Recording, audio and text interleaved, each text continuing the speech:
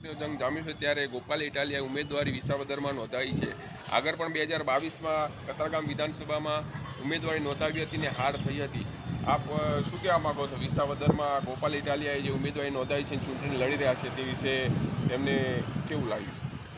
એ કતારગામ 22માં જ્યારે ઊભા રહ્યા હતા એ પછી ચૂંટણી પત્યા પછી હારી ગયા પછી ક્યારેય અહીંયા દેખાણા નથી. ત્યારે એ સ્થાનિક હોય એ સ્થાનિક જ રહે.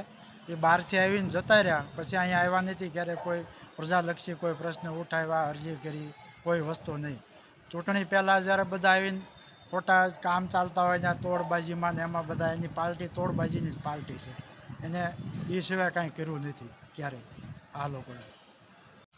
ગોપાલભાઈ ઇટાલિયા આગળ પણ પોલીસમાં જોડાયેલા હતા, ત્યાર પછી રાજકારણમાં આવ્યા છે. તમારું કેવું શું થાય છે કે આગળ પણ આવી સરકારી નોકરી છોડીને આજે રાજનેતા બનવા જઈ રહ્યા છે? એ પહેલેથી ભાગેડું જ છે એના ગુરુનું. જેમ કેજરીવાલ કેમ પહેલાં નોકરી સરકારી નોકરી ટાટા કંપનીમાંથી ભાગ્યા, એમ આ એનો ચેલો છે. તે ક્લાર્કમાંથી ભાગ્યા, પોલીસમાંથી ભાગ્યા, નોકરી બધી છોડીને ભાગ્યા. તો પછી વચ્ચે તોડબાજીનો ધંધો ચાલુ કર્યો ને એમાંથી પછી આ પાર્ટીમાં આવ્યા અને એ આ રાજકારણમાં આવ્યા.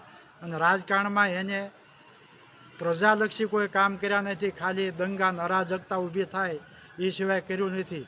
અને એ જે સ્થાનિક હોય એ જ કામ જાણે ને એ જ લોકોના પ્રશ્નો સમજે. બહારથી આવેલા કોઈ દિવસ લોકોના પ્રશ્નો સમજે નહીં. સ્થાનિક કોઈ ખેડૂતના હોય કે કોઈ સામાન્ય માણસના, ગરીબના, કોઈના આ લોકો પ્રશ્ન કાંઈ સમજ્યા નહીં.